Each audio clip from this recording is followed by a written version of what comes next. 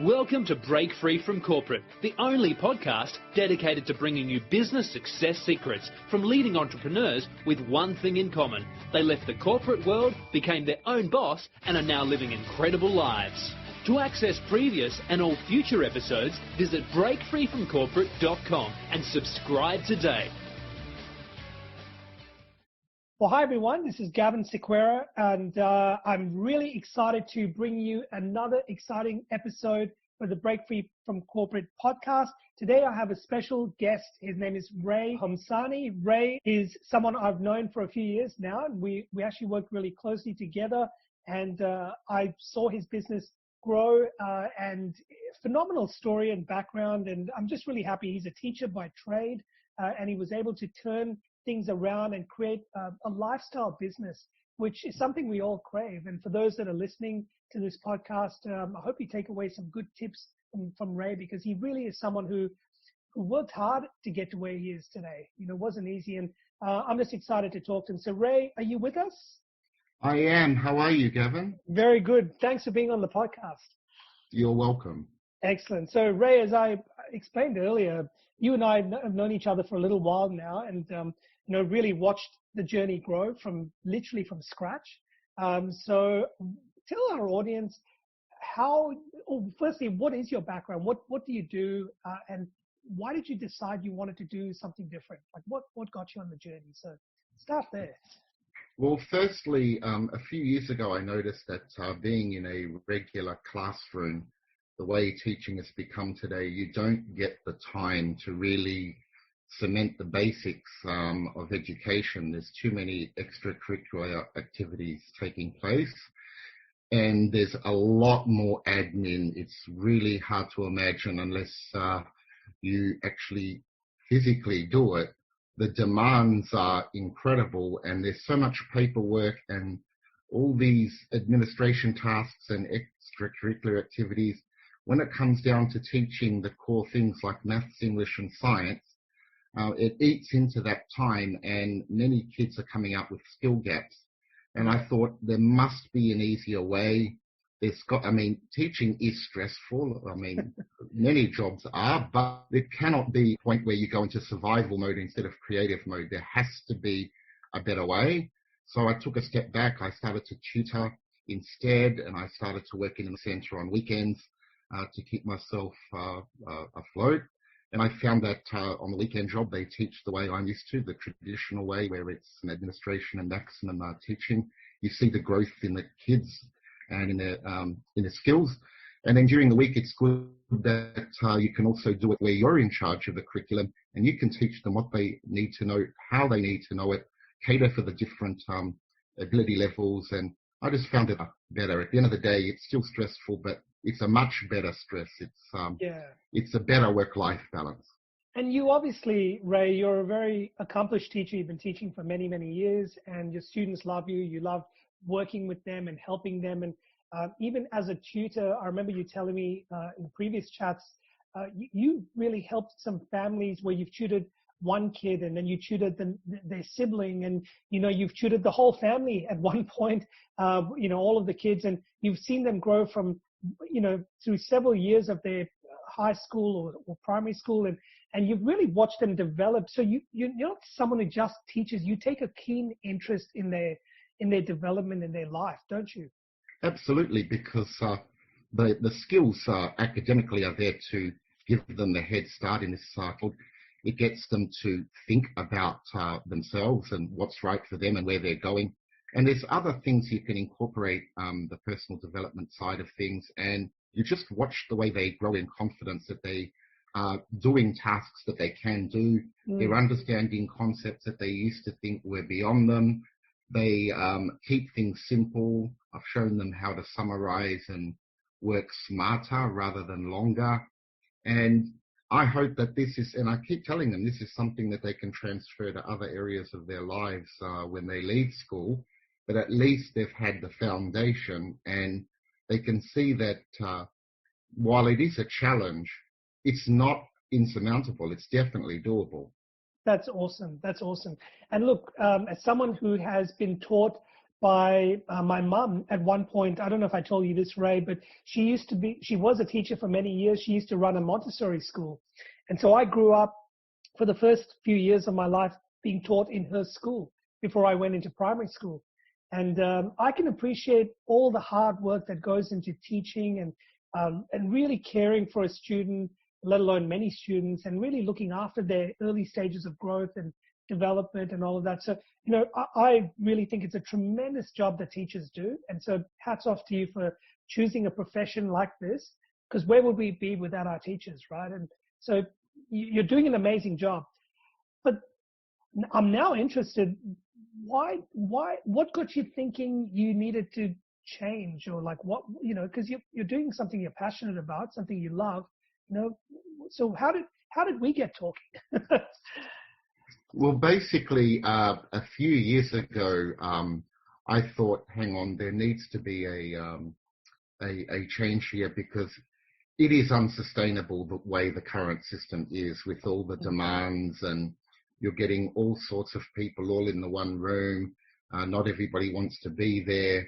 Not all parents are supportive, and they're not necessarily there if you write them an email or phone to speak to them regarding their child's progress or behavior. Yeah. Behavioral issues have gone through the roof, and that cuts into teaching time. The assumption is that there's someone there who cares. That's not always the case. So it's like, well, there needs to be what about all the kids who need the assistance, who need the encouragement, who need the base? I felt that I could be doing more to assist those who want and need me, rather than those who don't need me or don't want me. So I found that a change needed to take place, and I thought that doing it for yourself, creating your own curriculum, and doing it one-on-one, it just works out better for myself and for the children and for their parents, because the skill gaps that are there, because teachers can't teach everything in such a limited time, it cements those skill gaps, and the kids then say, okay, this is how we write, this is how we spell this word, there's a rule behind it. I see there is a better word to use in this sentence rather than a general word. Use a specific word that carries a different and specific meaning. So their writing becomes more meaningful, their work becomes more meaningful, and it becomes second nature. They are confident in that they have those basics. They can do something that they originally thought they would never get. No, definitely. And I know that you're an accomplished teacher in English, maths, and science, right? That's right. And I know we spent a lot of time working around the English component, but I can tell you that's probably they're all equally important, but gee, I can't tell you how many people I've worked with in the corporate world, and professional world, Ray, where the English wasn't very good. Now, I'm not saying the English was bad, but for example, when you're in the corporate world, or when you're in the business world, and you're writing a proposal, or you're writing a letter of engagement, or you're writing terms and conditions, or you're writing something of importance, or if you're reading a document and you don't have a good grasp of the language, or your ability to convey a message or a point across correctly, gee, it can really hold you back in life. I really believe that. And, the work that you're doing is so important, because it might sound like you just teach English or you just teach maths or whatever, but you're actually setting these kids up for future success, not just in the classroom, but in life. Yes, absolutely. This is why, while I do teach maths and science, of course, I found that the overwhelming majority of kids are not going to go into a career involving science. So that's more for those who want to do medicine, engineering, etc. For maths, that's very important as well, but not every child is going to go into a maths-related field, even though it's very, very important. But English language, you can't avoid it anywhere. Whichever job you do, which is why I developed the curriculum for English, and why the bulk of my clients are in English, is because this is not something you can come back to when you are married and have a family, or you're well into your 20s. This is something that needs to be done like it was when I was at school. It needs to be caught early and done during your primary and high school years. Otherwise, while it is doable in adulthood, it's a long way home, and it doesn't need to be like that. No, that's exactly right. And I like what you said earlier, Ray, about the fact that you can only do so much within the school system, because look, we've all gone through it, and whether you liked it or you didn't like it, it is what it is. You've got to work within a set of rules, just like any organization. You can't really overstretch your boundaries in teaching, and therefore, the kids will only get so much that they can get from you within certain hours, and that's it. And some of those kids, to be fair, probably don't really want to be there. Like you said, not all the kids you teach really want your services or your skills, but you've got to teach them because they're there.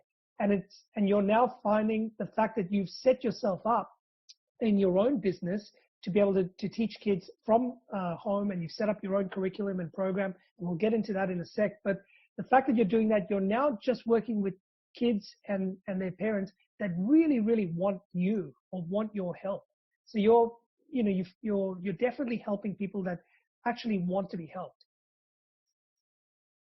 Absolutely, absolutely. And that is a huge factor, because then the kids do knuckle down, they focus, they behave, they know that their parents are holding them accountable and me accountable. So they're making sure that they're getting that push. And many times the kids are learning to become self-motivated, which is another important life skill, and that's a must. Yeah, 100%, 100%. So let's talk about the fact that, you were working in a school. Now, I also know this from you, Ray. You worked in one place. Originally you're from Perth in Western Australia, a beautiful part of the world. Then you moved to Melbourne, which is another beautiful part of the world, and that's where we connected. And then you moved back to Perth, right? So yes. You've kind of gone from one end of the country to the other and back again. So for a lot of people, that's not easy to do, to pick up and have to move and relocate and all of that. And when it comes to your work and your career and your job, not all jobs are that flexible. So if you're working in a school, it's not, you almost need to work at a different school now. You need to change your whole landscape. And that would have been a challenge. Absolutely, it was. And especially nowadays with COVID, many people are trying to tutor online. They want to learn online. So one huge advantage is that there's no travel time for me back and forth, which can tire you out and waste time. By doing it online, you can fit in an extra client per day just from saving travel time. The parents are happy and the kids are happy because they don't need to go anywhere. And if there is a disruption or a lockdown or anything such as that, we can still keep on tracking online. We can still do our work, our learning, our homework, and we're not having this massive interruption in children's schedules and lives, which is very stressful. That's right. And I remember when we first started talking about this, even before you had really set anything up, we were talking about how could you set up something from home where you could do what you love, which is teaching and conveying information and helping students and all of that. So how do you do that? But you're the boss. You're the one in charge of, setting the curriculum, setting the times, setting the arrangement, working with who you want to work with. How do you do that? And I remember it was a challenge to think about all these different factors. It was a lot to consider, but you've managed to do that. And you set up this business called Opera Estate Tuition, correct? Yes, that's right. Yeah. Tell us a little bit about, just to humor us, I guess, how did you come up with the name Opera Estate Tuition? Does it mean anything? Well, basically, one time I was invited to a wedding, a friend of the family, and it was in Singapore.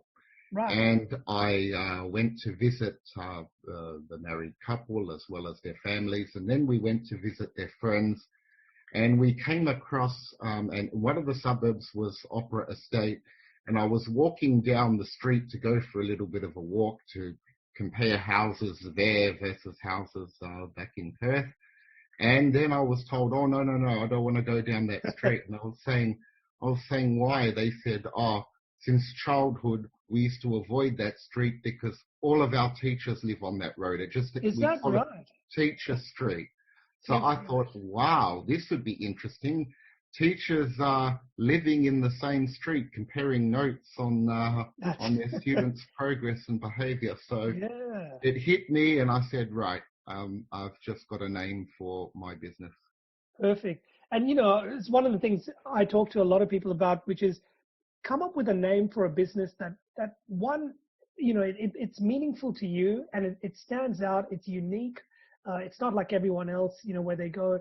It's like, for example, Ray's English tutoring program or something like that, which would be still a pretty good, decent name, but it's not really a standout name, is it? Whereas you see Opera State Tuition now, I must admit, the first thing I think about is, what is that? You know, the curiosity, if I came across it, I mean, is it about opera? Is it about real estate? Is it about, but the word tuition there tells me that you're going to learn something. And I love the fact that you pick something that has a, you know, a special place in your heart from a memory or something like that, an experience, and you've called it that. How has Opera State Tuition changed your life after you've set it up? You've been running it now for almost a year, would you say? Yes, it's getting close to that now. Yeah. So what has it done for you, Ray? What it's done is given me freedom, basically, not just financial freedom, but also freedom to work my hours, my days, without having to be somewhere when somebody else says you have to be there on this day at this time. I can choose my own work hours and work days, choose my own clients. So there is that freedom. The bills still get paid, but I have the freedom to do it in my own way, and I have more control over this, which is very, very satisfying.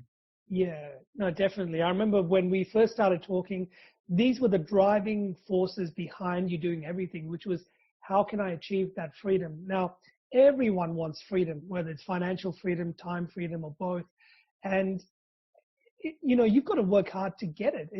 If it was easily available to everyone, well, no one, you know, it wouldn't be something you aspire to because you could easily get it.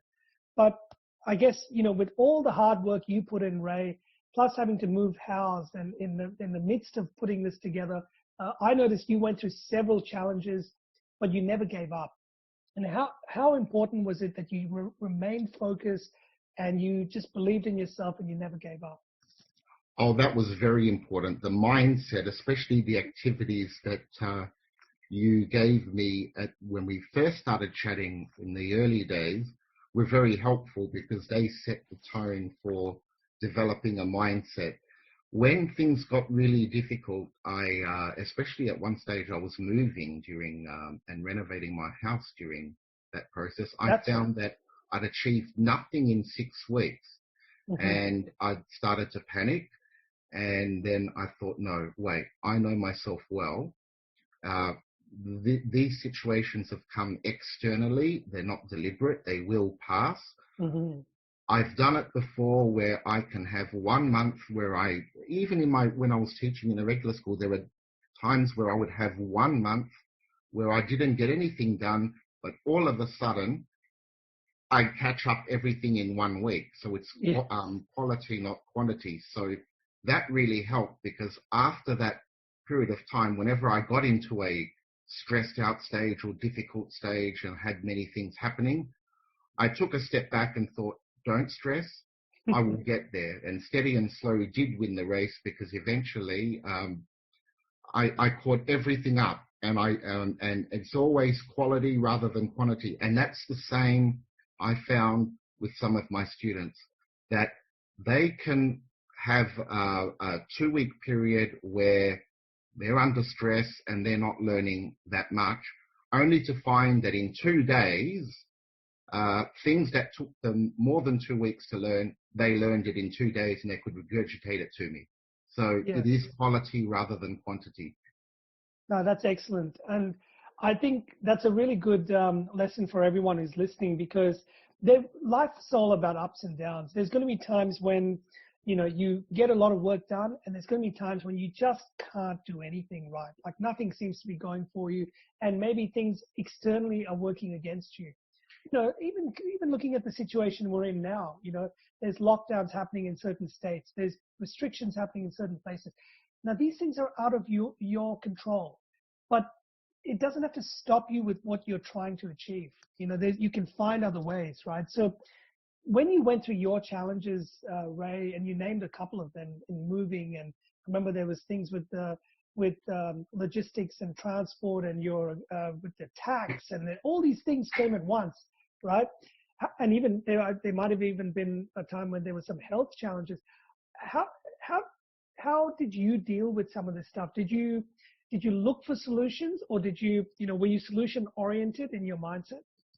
I was definitely, when Yeah. I had so many things happening all at once, I really had to prioritize. Mm-hmm. So I sat down, made my schedule, and one by one, I got the pleasure of physically marking them off the list, and eventually they all got done. And again, before, I would want to get it all done in 1 week.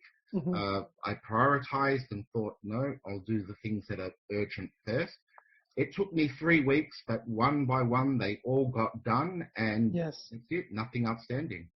And I know you speak the truth, because I was there with you, and I watched you do all of this stuff, and it was fantastic just to see that, the work ethic that you had, which was really quite great. When you put your mind to it, you got so much done, and that's the power of anyone can do this. When you're dedicated and you're focused, you can do it. Now, I know, Ray, you are very good at setting goals, and you even did things like a vision board, and you had things mapped out on where you wanted to be.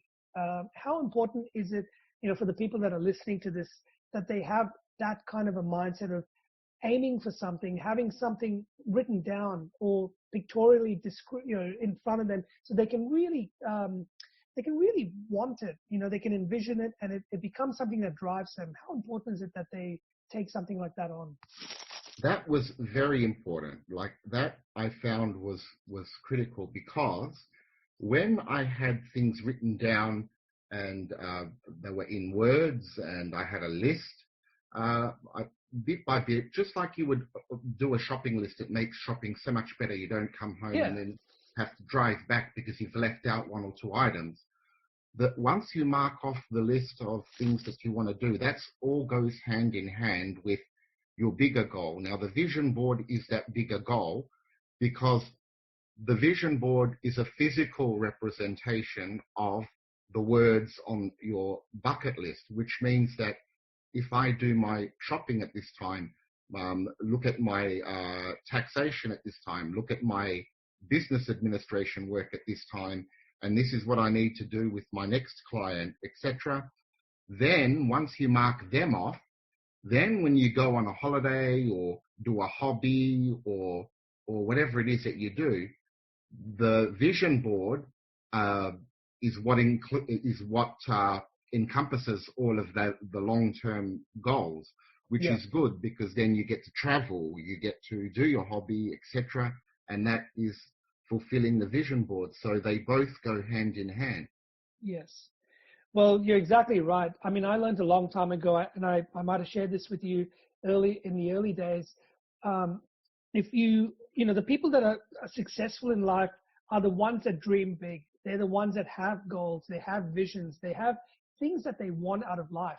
Because, I'll put it simply, if you never aspire to anything, if you never aimed for anything, you'll get by. You'll still probably be successful in life, but you'll drift. And I almost liken it to, if you were a piece of wood in the water, in the river or the sea, you'll just go wherever the tide takes you, wherever the wind blows. But if you're someone who says, look, I want to get from this point to that point, and you set up a sail on your boat, even if it's a very rudimentary sort of thing, you can guide the wind. So the wind's going to happen regardless. If you're a piece of wood without a sail, you'll get blown with whichever way the wind blows. If you have a sail, you can direct the wind so that you move in a certain direction. I really think I learned that, by the way, from some of my previous mentors. And we need to be responsible for where we go in life. You know, we can't look back and go, well, it was just a bit of bad luck or this happened. Because, yeah, that stuff is going to happen. But, you know, you can make little life choices here and there, which when you look back, you'll go, gee, if I hadn't have done that, I wouldn't be where I am today. And so you made a lot of choices like that, which kind of led you to this point, didn't you?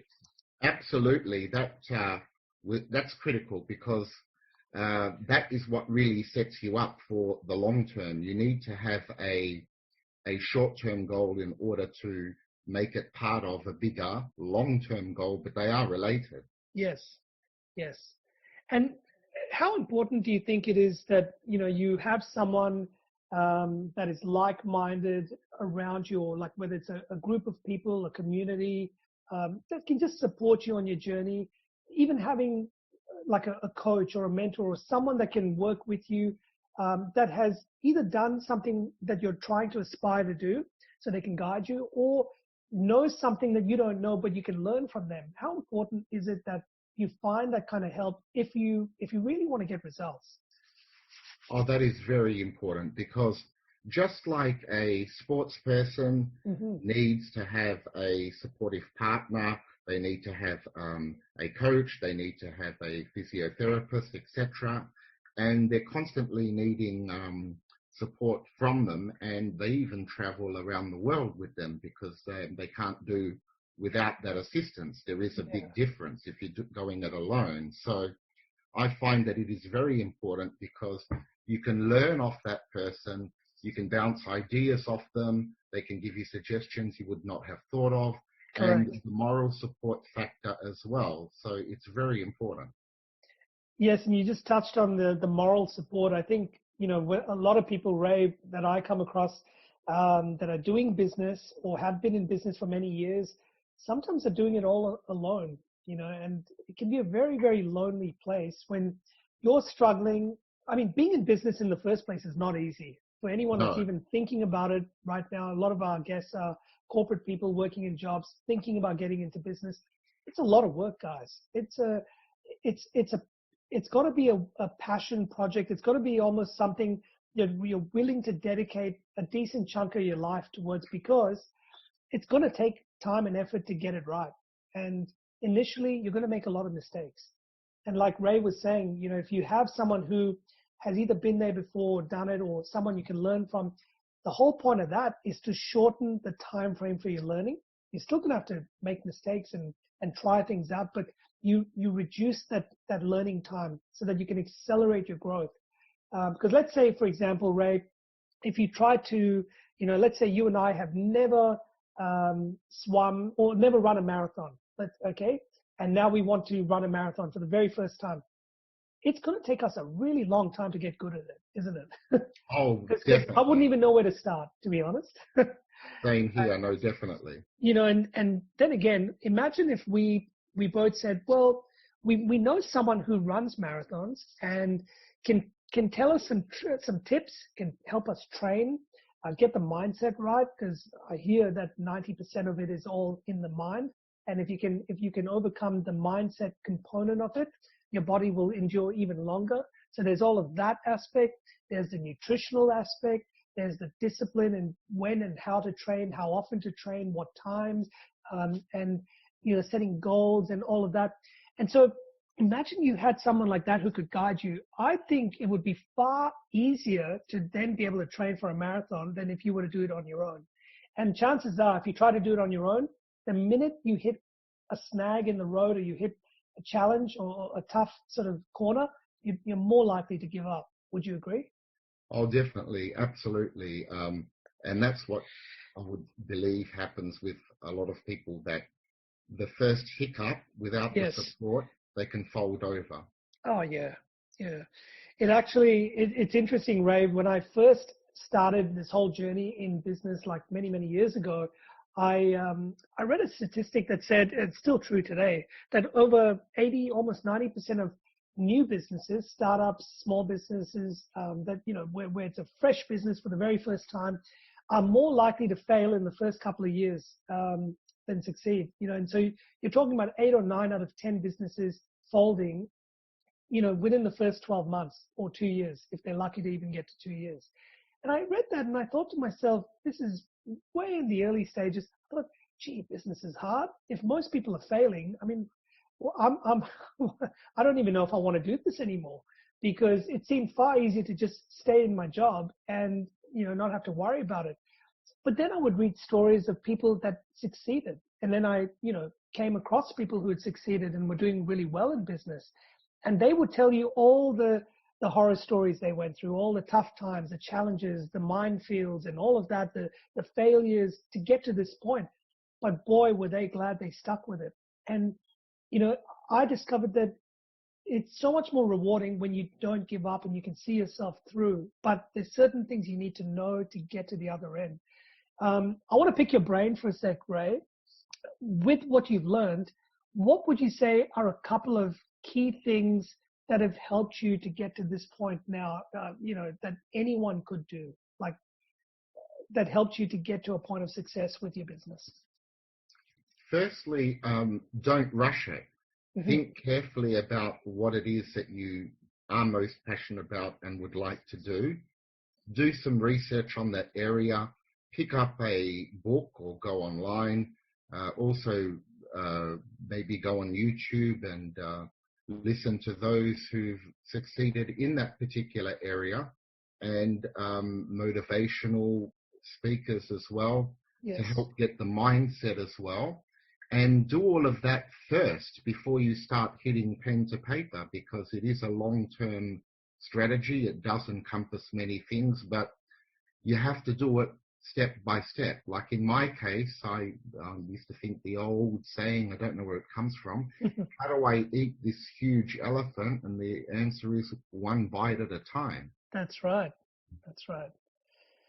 Now, that's a very good analogy. I remember that quote as well. It's a famous one, isn't it? And it is. Yeah, and so it's literally a metaphor for life. I've got another one that's very similar, which is if you put one step in front of yourself now, you take one step forward, you'll be able to see one step further. And if you stay still and you don't move, well, nothing changes, and therefore, you really can't see any further than what you can right now. But you take that one little step forward, you can now see just that one little step further. And every time you take one step more than you did the previous time, you are moving one step in the right direction, hopefully, right? And so I always encourage people never to sit still. Even if you don't know what it is you want to do, read things, listen to things, watch things. Like Ray was saying, get on YouTube or other avenues. There's podcasts. There's a lot of good information. Today we live in a digital world.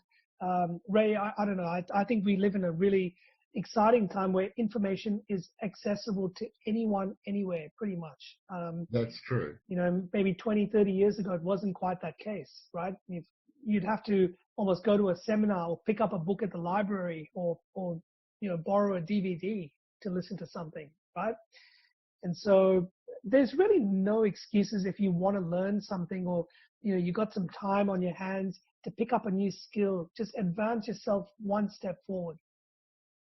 Absolutely, that's right. It's small steps at a time, one step at a time. Keep them small, then you can increase the pace. But certainly, you have to start somewhere, and it's good to read books and go online and watch clips online as well. Yeah, and again, there's a lot of people that don't count themselves as a technology person. So when people say, oh, you can go online and do this and do that. Now, for some of the younger people that are listening on the podcast, or for the younger generation, they've grown up in an online world. So for them, reading a book or attending a seminar sounds very archaic. It almost sounds prehistoric, right? But for people that are maybe of that slightly older generation, how important is it that you try to engage yourself online, or try to pick up information where you can, and not discount it as something that's just not a part of my life. Let's say, like, if you've never heard a podcast or spent any time on YouTube or done some research online, how important is it that you actually try to pick up those skills? It's very important. Firstly, you're not being asked to program a computer. It's just very simple to download something and watch it. So that's pretty straightforward. It doesn't require much skill in that respect. But it is important because when you listen to it the first time, there might be something that grabs your attention. So you go back and watch the second time, and that's when you watch it the second time that you start to learn something. And then one thing leads to another. You do the same with another online clip, and bit by bit, you'll be amazed at how much information you learn. And one situation will put you in the right direction for the next one, and the next one, and it'll grow from there. Yes, exactly. And one of the things I was impressed with what you did, Ray, was your business runs online, doesn't it? It's an online business, and I remember you telling me right at the very beginning that you weren't really a technology person, but you built a technology business. That's right. Yes. So, I mean, and it's amazing. You use a lot of different pieces of technology to communicate, to teach, to book your calendar tool, to do all these different things, and you really leverage technology in a big way. So, was it fun getting used to technology, and did technology end up becoming your friend? It was fun, but it was also frustrating at times. But eventually, again, I took it slow. Yeah. I might stay on something for a few days until I've mastered it, and then I move on. I don't try to learn it all at once. I just learn what I need to know as I go along to get my job done. And again, I go slow at my own pace, but reading online how to use something, watching a YouTube clip is beneficial because you can physically see them doing it. Yeah. And underneath, you'll have all these questions and a lot of answers, and a lot of your questions have been answered in the comment section. So it's That's very right. valuable. Yeah, very good tip over there. And I remember learning a lot of stuff this way. I was a big reader in the past, but these days I like to get information fast, and I like to see a practical demonstration. So whenever I come across a problem and I don't know how to solve it, and it might be nothing related to business, it could be just how do I open a door that's jammed or something, I can go on YouTube and I can look up a result or someone that has solved it, and I've got the answer. And I almost use that approach as being solution oriented. So whenever there's a problem that arises, whether it's in work, in your personal life, in your professional life, in your business, or whatever it might be, the answer's already out there. You just need to be willing to look for it and look for solutions, and maybe find more than one way of doing something. And it's more true in business than any other place, because when you're in business, the universe will constantly challenge you with problems. it'll when you think you've got things right, it's going to throw a couple of challenges your way just to see how you deal with it. And Yes, it's not, that's true. And one of my mentors used to tell me, Ray, you will never get a challenge that you're not equipped to deal with. So as frustrating as a challenge might seem, as hard as it might seem, you already have everything it takes to solve it. You have to believe in yourself and find the solution to it. So would you like to add anything to that? Yeah, no, that's true. I agree with it. You've said that. You said it better than I could. Okay, no, that's great. So we talked about goals. We talked about having a vision. We talked about being solution oriented. We talked about leveraging technology where you can, and you've certainly done that. And you weren't using a whole bunch of technology before you started your online program, but now you have, and it really is a major part of what you do. And you're encouraging the kids that you teach to use this technology, so they're growing up learning an accelerated way of learning through you, really. And so when they get into the real world and they have to do a Zoom meeting, for example, or they have to do a virtual meeting and book in through something remotely, they're used to doing it because they did it through you. So you've practically taught them what it's like to be in the real world. Yes, absolutely. That's a big benefit to the whole process, is that they originally didn't even know what Zoom was. Yes. And then after the first call where you show them how to navigate the basic buttons, after a while, they're very good. Like it may have taken them a few months, but by the end of the very same year, they're experts at it. Yeah. No, that's that. And what's the average age group of the kids you teach, just on average, or the range that you teach? The average age is 10, but I start from 8 to 12, so basically between Wow. years 4 and 7. Okay. And so, the thing I take away from that is if an 8-year-old or even a 12-year-old can learn stuff for the very first time, that might be challenging. It's not the norm. They're used to going to school and learning from a teacher that sits in front of them to now being taught virtually and maybe pick up even more than they did before and still get the right help and support. And if they can learn technology and they can learn all these things at that age, guys, as adults, that are listening to this program now, we can do it too. If someone said, to set up a part-time business, an online thing on the side that you can help develop that second income or whatever it might be, and you're struggling a little bit, it's only because you don't know the next step. So maybe, you're not quite sure if you did this, what would happen, or how do you mitigate the risks, or how do you manage the complexities. But again, these kids have someone like Ray that's teaching them. So they follow someone who knows what they're doing. And I would encourage you, if you're listening to this, to get the help that you need, because to try and figure out all the answers on your own is very hard. No one can know everything, right? And so even in business, you need to surround yourself with people who can give you ideas, give you suggestions, maybe do some of the work with you. And, that's why you want to surround yourself with really good people. Ray, tell me, with Opera State Tuition now that you've got this thing running, it's great. You've got a number of students that you look after, and they come from different places, don't they? It's They across the country in a way. They do. I've got clients locally in Perth, but I've also got clients in Melbourne, which I got through recommendation from people I used to physically tutor over there. Isn't that fantastic? And so, you could be, and I think we talked about that, you could literally be anywhere in the world and you can help these students. Yes, that's a very big advantage of doing this online. It's portable. It's portable. And which means you can, if you wanted to travel for a month, let's say, everything is unrestricted and we can all travel again, and you wanted to travel for a month or two, as long as you coordinated with your student and worked out the right times, you could still be engaged and help them, but it doesn't have to restrict you from doing what you want to do. Absolutely. Yeah. Having the Zoom calendar, which gives you the different time zones, and if you are with a laptop, portable, or at a PC, but somewhere else, you can do this from anywhere on the globe. Yeah. So you've really, in effect, created a lifestyle business, haven't you?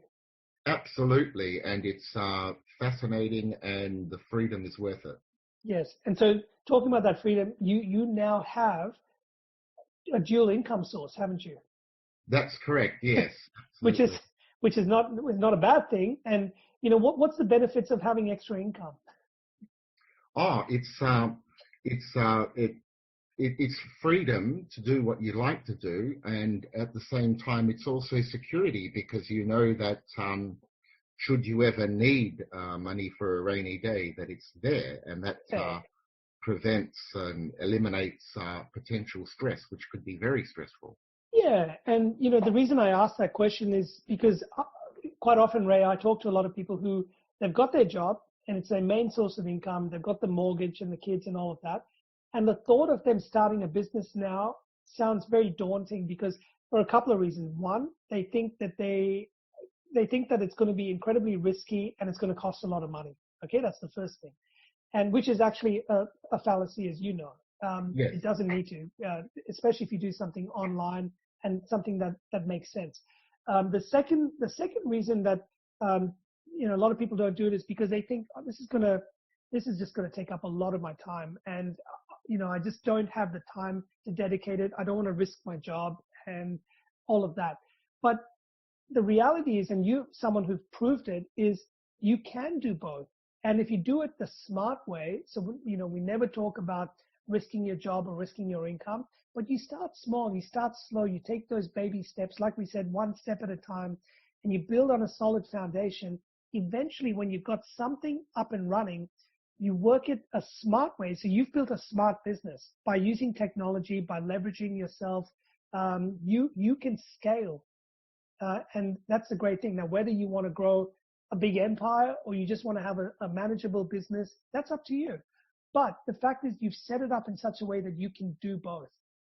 And that's what I call a smart business. So, if you're one of those people thinking, gee, that sounds, great for Ray and Gavin, but I don't think I could do it. Well, I'm here to say you can, because anyone really can do this. It's just a question of, do you really want to change your circumstance or change your life? And I know, for example, at the moment, Ray, there's a lot of people that are struggling with their jobs, job uncertainty in the market, with COVID and all the things that are happening. There's a lot of people that are under a lot of pressure with their mortgages and things like that. If you could develop a second income from home, how much of a benefit would that be? I mean, Ray, I'm sure the extra dollars coming in at the end of the month from your part-time job now, from your part-time business, I should say, is helping you enormously financially with that, isn't it? Without doubt. Yeah. Without doubt. It's definitely, it's very satisfying, and it helps a great deal. Yeah, and also because you were a tutor in the past, and you knew what an average tutor would charge, and you were charging those rates, you were really competing with what the average person in your industry was doing. Now that you're doing this business the way that you're doing it, you're no longer really competing with those people, because I know for a fact that you can charge a lot more because you provide a lot more value, and yet you are not traveling as much or at all, because in the past you used to drive to people's homes, didn't you? Yes, I did. And you'd be stuck in traffic in the rain and all of those good things. And by the time you got home, a 1-hour lesson ended up being more like a 3-hour exercise, half a day, right? And it was. And then it tires you out. I mean, there's only so much you can do of that in your spare time. But now you're highly, highly leveraged. You're working smarter, not harder. You're not taking up any unnecessary time that you don't have to. And you're charging more than the average tutor. And that's all a result of running a smart business. So I think you've done a fantastic job with setting that up. And I really wanted to share that story with, the world really through this podcast. And I'm glad you're doing that. So let's get into a different segment, Ray. Now, when I usually get towards sort of the tail end of our chats with our guests, we tend to play a little bit of a game. Now, nothing too scary. Basically, it's called rapid response, and this is where I just ask you a couple of questions just to see what comes out of your mouth. Basically, first thing that comes to your mind. So there's no right or wrong, and I would love to know what you think of a couple of these topics. Are you willing to give it a go? I am. Why not? Wonderful. So if I were to ask you, Ray, what is your favorite mode of learning? How do you like to learn stuff? What would you say? I would say visually, and then by note-taking. Okay. Excellent. Everyone's different, but if that works for you, fantastic. So that's your strength. Now, we talked about, having people that we lean on for information, like mentors and coaches and all of those sort of things. Do you have a role model or like someone you consider a hero, or someone you really look up to that has helped you, or, either from a young age, or, you can have more than one, by the way, but someone that has been a real guiding force in your life that has inspired you, helped you to get to where you are? I would say probably one of my teachers in high school. Yeah. Okay. And was there any particular reason that teacher stands out for you? They were different in terms of they had a different mindset than all of the others, which was interesting. They stood out. Excellent. Wonderful. So you can see, guys, how important teachers are to us, because even as we get on in life, we always remember the teachers that taught us, especially the ones that stood out. So I'm sure, Ray, a lot of your students are going to remember you for many, many, many years to come. But we're not done yet. So we talked about a couple of quotes before. Is there a favorite quote that you remember or that stands out for you or that you'd like to call out? Oh, there'd be quite a few that would be like that. Probably the one that comes to mind is, if not me, who? If not now, when? Oh, I love that one. Yes, I do recall that one. That's excellent. Almost reminds me of one of my previous mentors, a guy called Jim Rohn, who I know you know now as well. And he used to ask the question, why? And why me? And why now? And all of those. So yeah, if not you, then who's going to do it? And if not now, then when? So I think that's fantastic. Now, Ray, is there a cause or a charity that you support or you would like to call out and just let our people that are listening know about?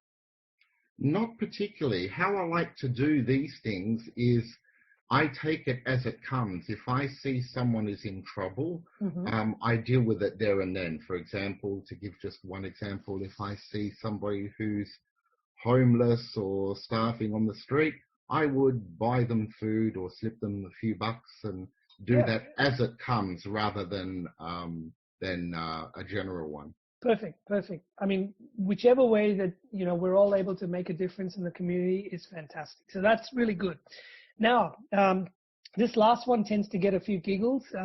Is there anything quirky about you that you don't mind sharing with our audience, that perhaps they're not able to look up or read about you elsewhere? Anything you'd like to share that, that might raise a few eyebrows or people think, oh, I didn't realize Ray did that. Quirky, not that I know of, not particularly. Just maybe that if I'm eating, I'll have my fries before the burger.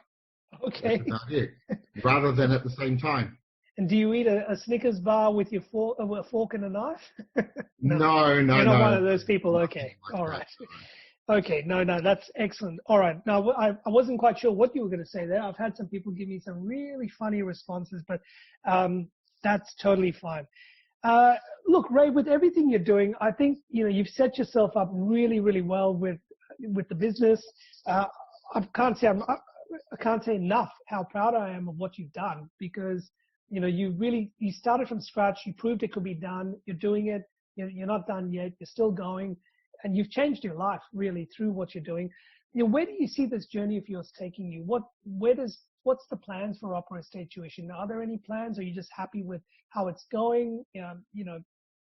Where's I'm happy with how it's going, and the plan would be perhaps to maybe get another client or two, but